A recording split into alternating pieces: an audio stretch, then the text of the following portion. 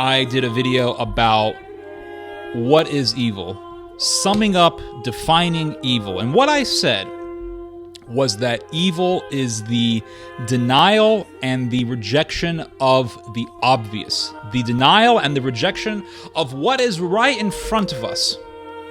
And I gave the example of the high priests who wanted to murder both Lazarus and Jesus.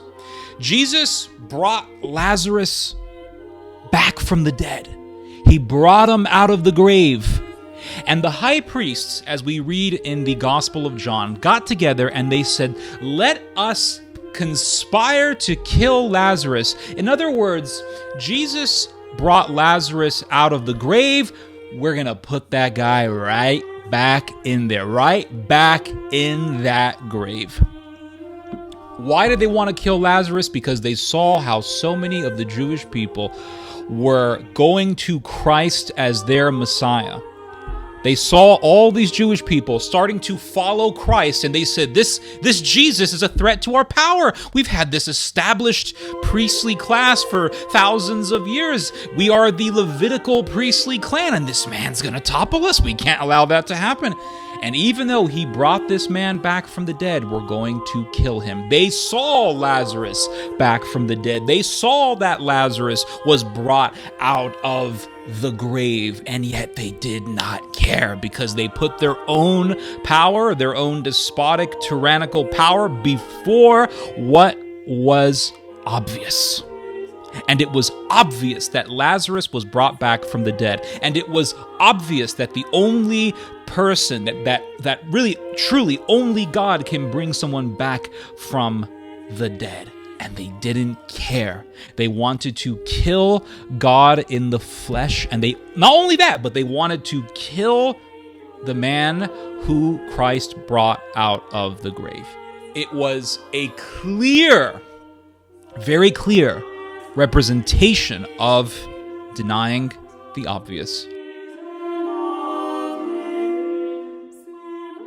So I want to talk about some more stuff pertaining to this topic. For one, there is another example in the Bible of the nature of evil being the rejection or the denial of the obvious. Adam and Eve. God tells Adam and Eve, don't eat the fruit. Don't eat this forbidden fruit. All right, you guys can eat all the fruit in this garden. You're living in paradise. Just don't eat that fruit, and you're good. Well, the devil comes along. He comes slithering along to the woman. He doesn't go to Adam because he knows that it'll be more difficult to convince Adam. So he goes to the woman because women love shiny things. They love shiny objects. You just put diamonds and jewels and sapphire and all sorts of different colors, and it just captivates them for some reason. It's like that movie, The Temple of Doom, with Indiana Jones, with Harrison Ford. Harrison Ford plays Indiana Jones. The Temple of Doom. You have these evil Hindus that are just murdering people, ripping people's hearts out and all that. And someone brings up diamonds. And this woman, the woman character, in this movie, The Temple of Doom, Indiana Jones and the Temple of Doom, she hears diamonds and she goes, diamonds? It's like, lady, we're in the middle of fighting this sinister, diabolical Hindu cult that's murdering people, enslaving children, ripping people's hearts out of their bodies, and you're thinking about diamonds. So the devil comes slithering along and he says, why don't you eat some of this fruit? And she said, well, God told us not to eat it. And what does the devil do? He says, did God really say that? So he begins to gaslight. He begins to fog her vision. He begins to use her desires to deny the obvious. So he says, that's actually not what God said. Really, what God actually said was that you will be like a god. You will become a god if you eat this fruit, knowing good and evil. And that seduced Eve, that idea, like, I can become like God. And the Bible says that when she saw the fruit, her eyes opened up because she loved its color. There's that shininess that I was talking to you about. And so it was this desire for power, but not only that, there was discontentment in Eve. Because here she was, think about it, you're in paradise. You don't have to worry about anything. Nothing. You're hanging out with animals. Her husband was a scientist. I mean, he was the first National Geographic journalist. He was walking around labeling the names of all the creatures and animals. He was discovering new plants. He was giving them names. He was like those botanists you hear about from the 19th century. You know, they went to the Galapagos Islands somewhere, and they're like, oh, yes, this plant. I've never seen it before. They do their little drawings of it, like in that movie Masters and Commanders, which is a very well-done movie, by the way. And so her husband is a scientist. He's an intelligent guy. She's in paradise. She's in paradise. She doesn't have to do anything. Doesn't have to work. Everything's just great. Beautiful. It's perfect. What do they always tell you in church about Adam and Eve? They always say, oh, actually, it was Adam's fault, and he should have been there watching his wife, and blah, blah, blah, blah, blah. And that's another thing about conservatives that kind of drives me crazy is when they say, well, you know, anytime we talk about the problems with feminism and things like that, you have these Christians who come along and they're like, well, if men just stepped up, and it's like, well, hold on a second. Women are allowed to have their own opinions. If they want to believe in liberalism, we can't stop them. If they want to believe in feminism, we cannot stop them. So my response to these men who sit there and say, well, men need to step up and we need to like guide the women. We're not living in an Islamic society. We can't do that.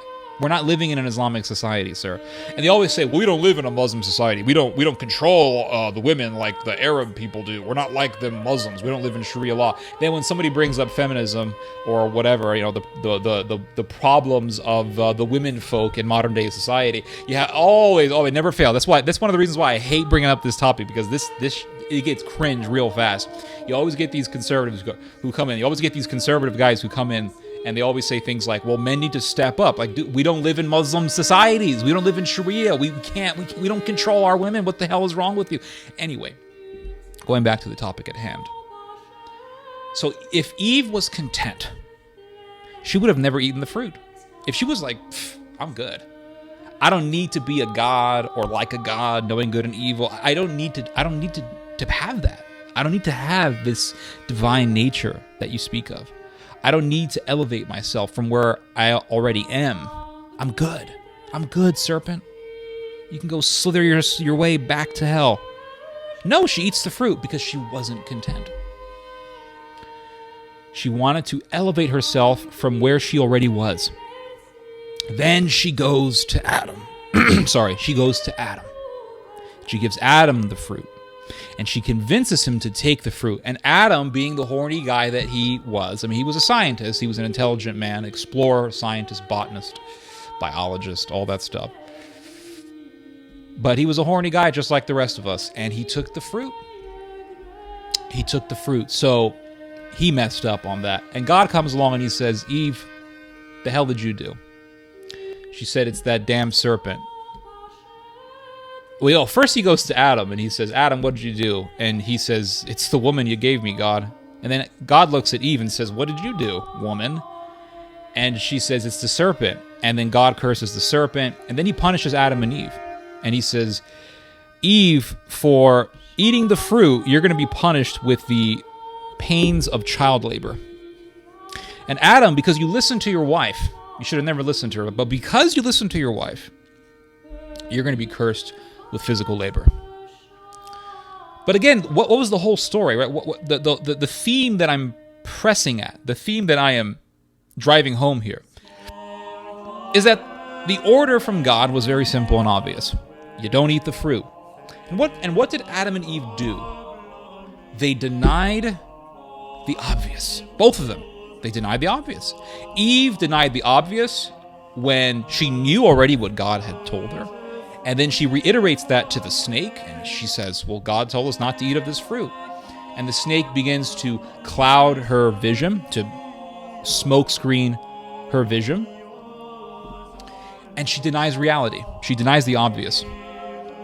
Then she goes to Adam, and Adam, being the guy that he was, takes the fruit. He also denies the obvious. He rejects the obvious. He rejects the obvious. And so here we have an example of the rejection of the obvious. In fact, the whole story of the fall of man is mankind rejecting the obvious. 100 Years' War. This is something that I've been looking into. Very, very fascinating event in history. I mean, it was a war that lasted roughly 100 years, really over 100 years. Now, yes, there were these intervals where there was peace agreements and things like that, but they were always broken. I mean, it was like the Lebanese Civil War back in the day. Decades-long civil war, and the Palestinians and the Maronites would sign peace treaties, and then they would break them. They were always breaking the treaties, and these things just don't work. So really, it was a 100-plus year long conflict with some intervals of peace. And it was just a crazy-ass time, absolutely crazy-ass time. And we talk about World War I, World War II, and yes, very, very devastating wars, don't get me wrong. But the 100 Years' War, very devastating. And it's not really talked about that much. I mean, History Channel talked about World War II all the time, which is understandable. I mean, it was the biggest war ever, and it was a world war, and it led to the deaths of so many countless lives. So obviously, yeah, and it's a very, very recent conflict. I mean, it's 70-something years ago that it happened, 80-something, somewhere around there, decades ago. This horrific event took place. So it's understandable that History Channel focused so much on World War II. Now they rarely ever talk about World War II. World War II is just World War II. Honestly, it's becoming like 9/11. Like, who cares? Hitler? He wasn't that bad. That's becoming a thing nowadays, and that's pretty scary. 100 Years' War. The English and the French were fighting over the throne of France. Who was going to be the rightful king of France? Was it going to be the House of Plantagenet, the Plantagenet family, or was it going to be the House of Valois? And the French, I shouldn't say Frenchy, but the French said, listen, it's going to be the House of Valois because they're actually French. You're kind of French, but you're English at the end of the day, and we don't really want that. So the Plantagenets and the House of Valois, they were killing each other. Now, it was really, at the end of the day, a war between two wealthy families, two very powerful families, one of which was French, and the other was really Anglo-Norman, so it was also kind of French. And they were fighting over this throne because the wife of Edward II was French royalty, Princess Isabella. She was French royalty, so she had this son, Edward III, and he said, listen, my mom's a French princess. I am French royalty. I deserve to be the king of France. So the English and the French were fighting over the throne of France. All right, I wanted to give you that little summation there just to give you guys some understanding of the background of that terrible conflict. So, Battle of Calais. There were many battles in 100 Years' War. Obviously, it's a war that lasted over 100 years. But the French at the end of the day won the war.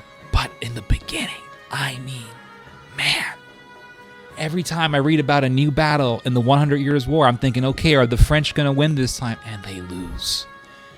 And the French lost so many major battles. They lost in the Battle of Sluis. They lost in the Battle of Crécy. They lost in the Battle of Poitiers. And they lost in the Battle of Calais. And Calais is this place up there in the part of France that's quite close to England. England and France are neighbors, really. They're quite close to each other. And there was this place called Calais, this city called Calais. And Edward III, very brutal king, ruthless king, he besieged Calais, and he starved the whole city. And the city just starved for weeks and weeks and weeks. And their food was depleting, and people were starving. And if you were really, really poor, like the poorest of the poor, they said, nah, you don't get nothing. You ain't worth this food. I mean, very cruel and ruthless times. So they were doing heavy rationing. Of course, the wealthy people, they were the ones who got first dibs on the food. And it was just an absolute nightmare. So eventually, Calais surrenders to Edward III. So the English would do this type of military war policy. It was known as the chevauchée. And the chevauchée, or chevauchée, however you pronounce it, is basically just pillaging. So as the English would march through France, they wouldn't just march and say, oh, cheerio, hello there, hello. No, they would burn and slaughter people. I mean, they were burning villages, slaughtering civilians, peasants, robbing people. People in England who were dirt poor, they would go to these battles just to get wealthy. They would say, I'm dirt poor here in England, but there's going to be another incursion into France. I'm going to go because there is plunder to be gained. There is stuff to be gained. There's money. And if you won a battle, you had prisoners. And if you had a bunch of guys that you captured, and these guys were wealthy, if they were prestigious, if they were noblemen, you could ransom them for huge amounts of cash, and you could end up to be a really, really wealthy guy. They were people who went to France poor, came back rich, and they became landowners. They owned very large estates. And so this was the main motivation of people going to these battles.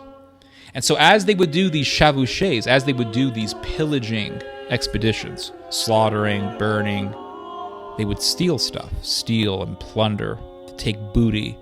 They would also kill civilians.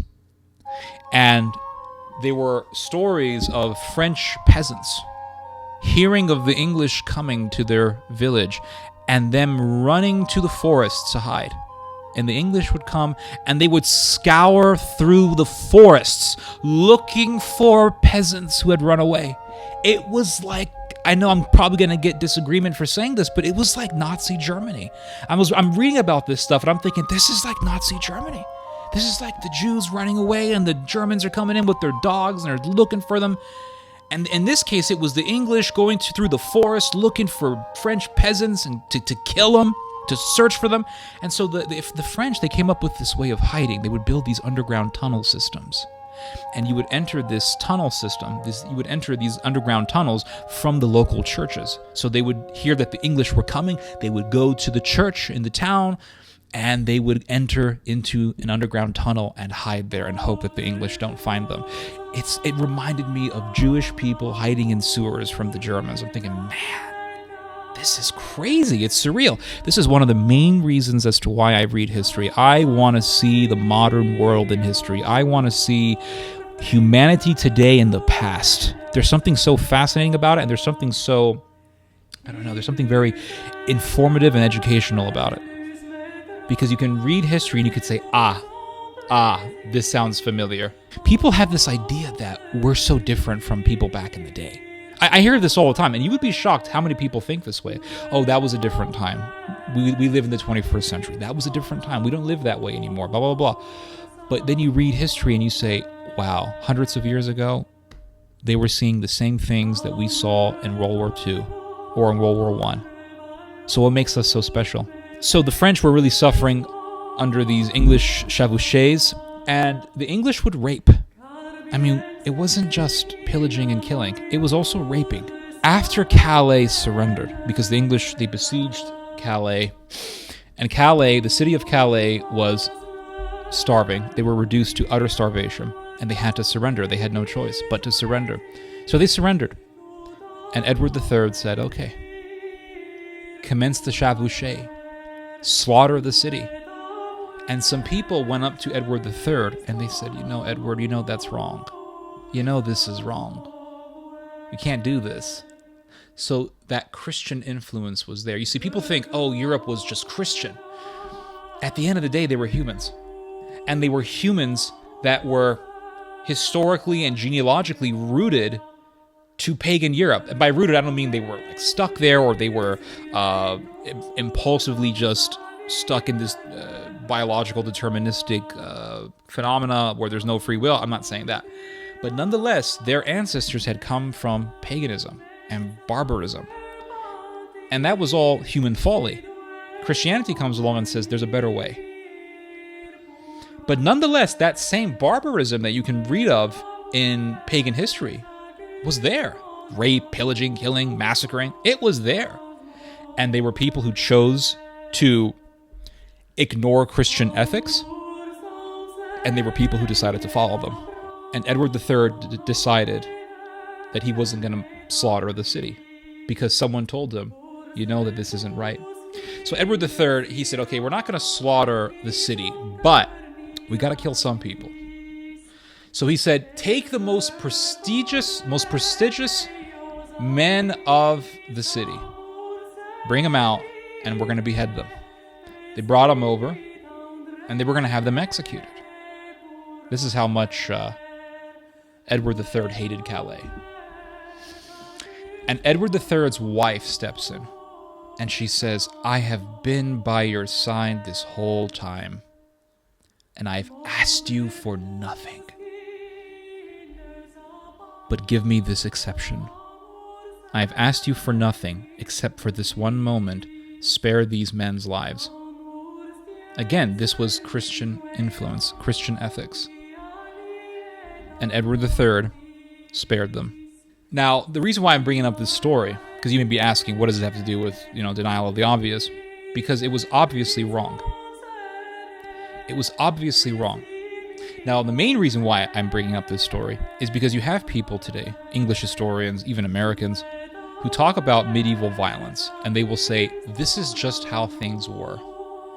Massacring a village, slaughtering a city, pillaging and all that, butchering peasants, that's how things were, and that was the policy. And they will argue that we cannot project our morals on the people of the Middle Ages, but yes, we can, because I am a Christian, and I know Christian ethics. And those people were Christians, and they knew, and they had the knowledge of the very same Christian ethics that we all know about today. We all know that massacring and raping and pillaging is wrong. We all know that that's wrong. And so did they. But again, that barbarism was there. And they had the freedom, the free will, to choose between barbarism and Christian ethics. And many times they didn't choose Christian ethics. Many times they became just as violent as the Vikings. I mean, all these English people were going to do these chevauchés for the purpose of pillaging, raping, and stealing and gaining fortune, just like the Vikings. And so I understand that massacring and raping and all that is wrong. And those people back in the Middle Ages knew that that was wrong. And Edward III knew that it was wrong. And if he didn't know this was wrong, then why did his wife know that it was wrong? And why did those people who told him that he should not butcher the city knew that it was wrong? Because it's obviously wrong. Obviously wrong. But you have these people who like to make these relativistic arguments and say, that's how things were. But even in those days, people knew there is a better way. Now, the Aztecs at one point in time, at one point in time, there was an Aztec empire. And they would go to different villages around their empire, their city, and they would attack these villages and towns, and they would attack other tribes, and then they would take the prisoners of war and bring them back to the city and then ritually sacrifice them, or they would sell them into slavery or something like that. And I could make the argument that in the Aztec Empire, that's how things were. That was the morality of the time. In fact, they believed that it was morally right to do the things that they were doing, that they were fighting for the gods. And that's why when they would go into battle, the warriors would put feathers on their bodies and things like that, because they believed that they were mimicking their gods in battle. And they believed that the gods were with them. And they believed that if they did not do human sacrifice, that the gods would not be pleased with them and they would have a bad harvest. So I can make the argument and say that we should not project our morals on those people, because that's how they saw. That's because they believe that that's how things should be. But when the Spanish went to Mexico and they saw the savagery of the Aztecs and they saw the savagery of the Mayans, they said there's a better way. There's a better way. And we can give more leeway to those people because they were pagans and they were brought up in paganism. That's all they knew. That's all they knew was paganism. And so here comes these Spaniards, and they're saying, there's a better way. And they're enlightened. They're like, there's a better way? How? We have to shed blood to please the gods. And the Spanish tell them, no, because one already shed his blood for us. There's a better way. And they eventually forsook their pagan savagery. With medieval Europe, they already had hundreds of years of Christian influence, but yet this savagery was still there. So, because they had those Christian ethics, the very ethics that we know of today, of course we can say that they knew better, because they did know better. Now, I'll give you guys another example. This one is a little bit more controversial. This one also takes place within the 100 Years' War. This is the Battle of Agincourt, one of the most famous battles in history. Definitely one of the most famous battles in European history, the Battle of Agincourt. The French, again, this is another battle that you would think the French were going to win, but they didn't. The French were just losing over and over again. It's very, very sad.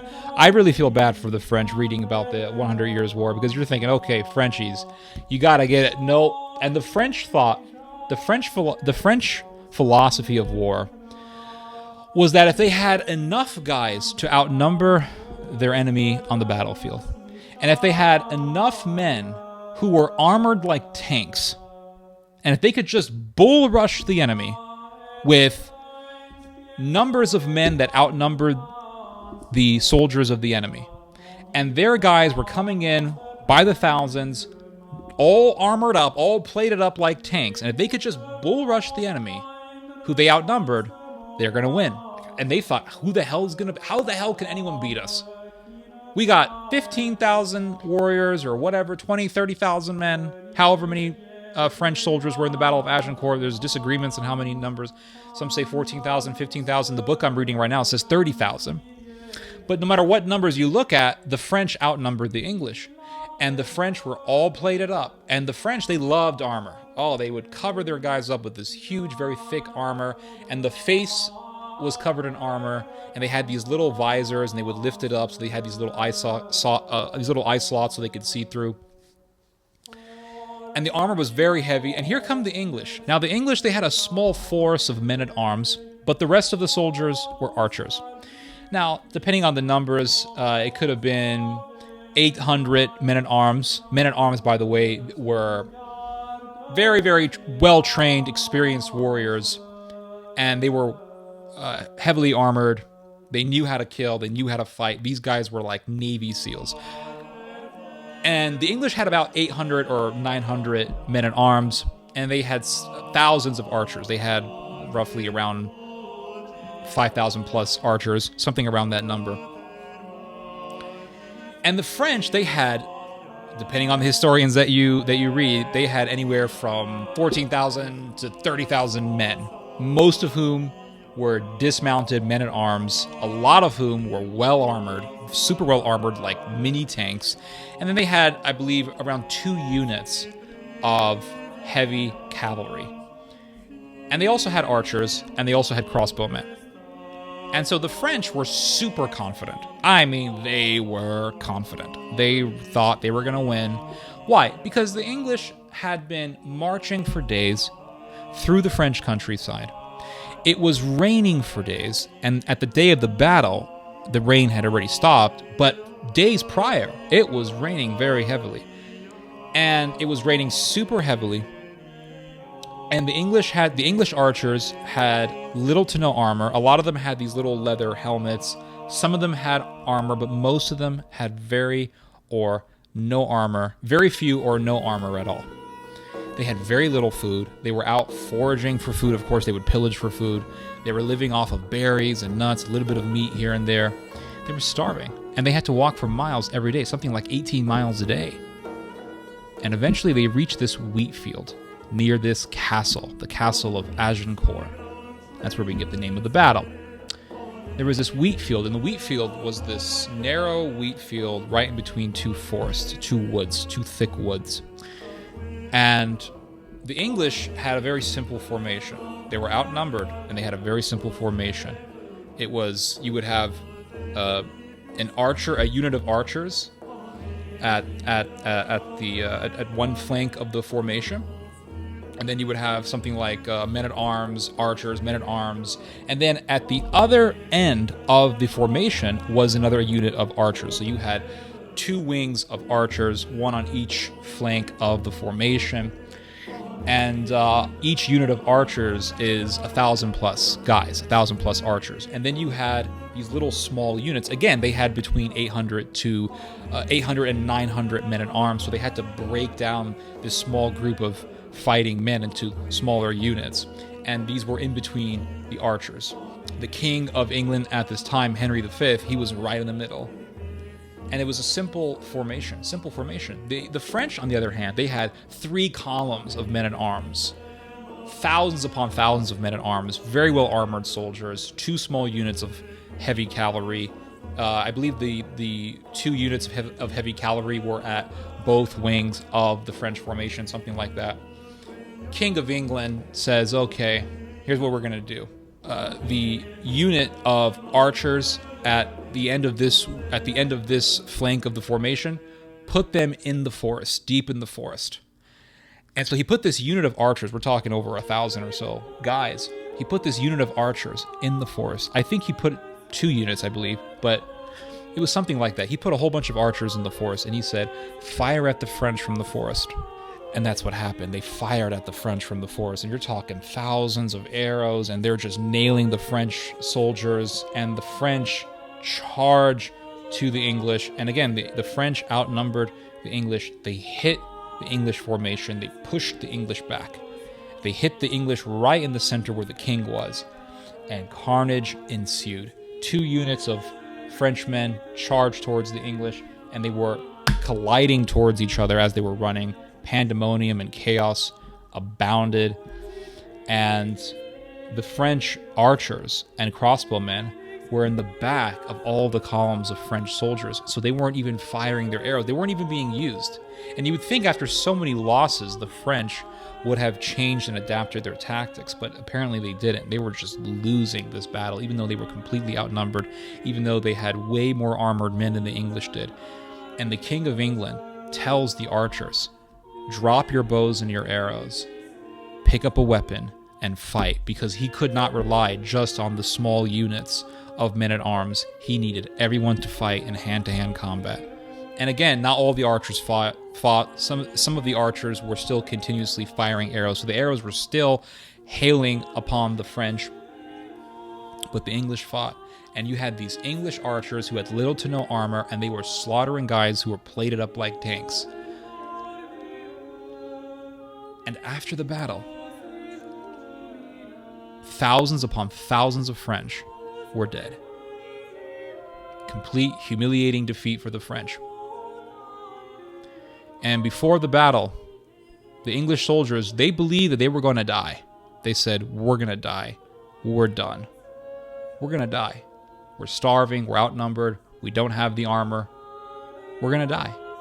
So all these English soldiers, they bowed down. They gave their last confession to their priests. They bowed their heads down on the earth. They lifted themselves back up, and the mud that was on their faces, they took with their fingers, and they made the sign of the cross on their foreheads using the mud. And they said, that's it. Let's just fight to the death. This is it. And fight they did. And 10,000 or so French were killed, and only hundreds of English were killed. Again, the English were completely outnumbered here. And the French had the superior force, and they lost. And the French were very confident. They were feasting and partying before the battle. And that confidence led to their demise. And the English, accepting the reality of death, accepting they're going to die, let's just fight this out. That mindset gave them this tenacious ferocity. So, what happens after the battle? The English take all these prisoners for ransom, again, to make money. And the King of England, Henry V, he was worried because there was still one more column of French soldiers that they had not fought. They've defeated the first 2 columns. There was a third that was still on the battlefield. But it was far away, but it was still there looking at the English. So the King of England said, if this final column of French decide to attack, these French prisoners that we have, all they have to do is just get up. And there were weapons all over the battlefield. And the King of England said, all these French prisoners have to do is get up, grab a weapon, and fight us. And then we're going to be in deep, deep trouble. So he ordered for the French prisoners to be butchered. And again, the third column did not attack. It was there, but it did not attack. And the King of England ordered for French POWs to be butchered. Men had their brains hacked out from their skulls. They were getting hacked to bits, hacked to death, stabbed. Their throats were being slit. And there were people being burned alive. There was one story where there were several French prisoners inside of this little wooden hut, and they just burned the hut, and they burned the guys inside of the hut alive. And they say you could hear these screams. It was these blood-chilling, blood-curdling screams. It was horrific. And people in those days, they knew that it was wrong. Chroniclers in those days, medieval chroniclers in those days said that it was wrong. Not all of them, but they were chroniclers, people in those days who said that it was wrong. Because those French prisoners had surrendered. They gave themselves up to be prisoners for ransom, and yet they were murdered. Now, there are historians today and there are medievalists today who would say that what the king did was just a part of the culture, and that the king had no choice. But he did have a choice. There's always a choice. He did have a choice. And he made the choice to butcher prisoners of war. And the French column, the last of the 3 French columns, did not attack. They just left.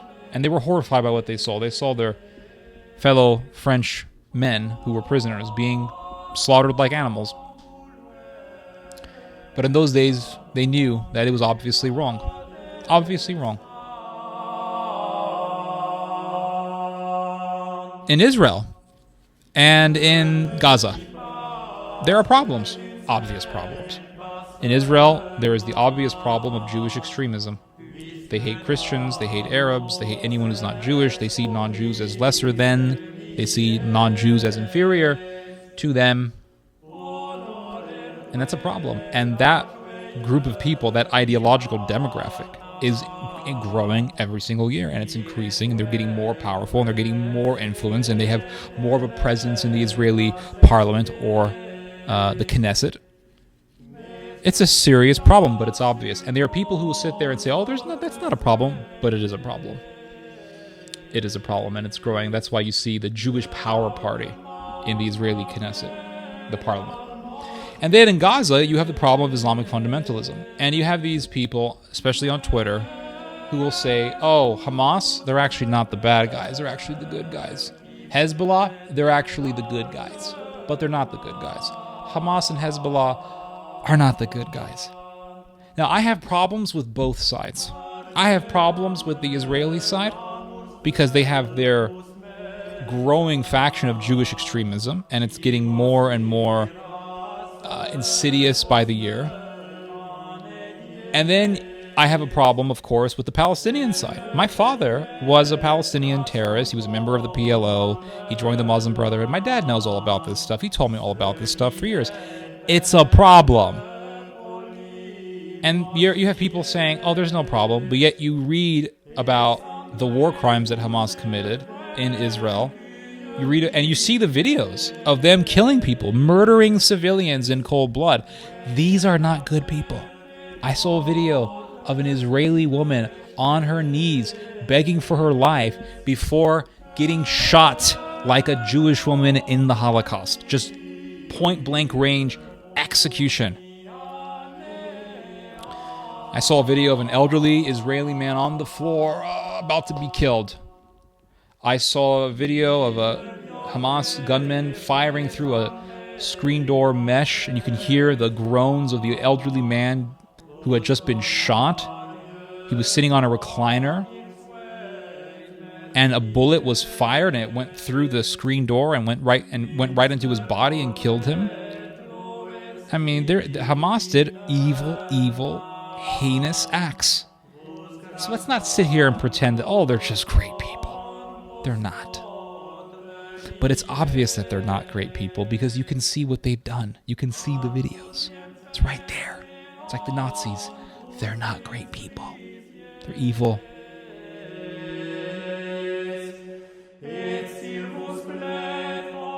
So there are things that are obvious, and evil people will always deny the obvious. It's obvious that you have women and men. It's obvious that you have people who are born women, people who are born men. That's it. That's the obvious truth. Oh no, there's like this many genders, and actually a man can become a woman can become a man. This is the distortion of reality. This is the nature of evil. The nature of evil is the distortion of reality. And I'll leave it at that. This was a fun video to do, and I enjoyed it. I enjoyed it very much. Anyway, you guys just heard some theology. God bless.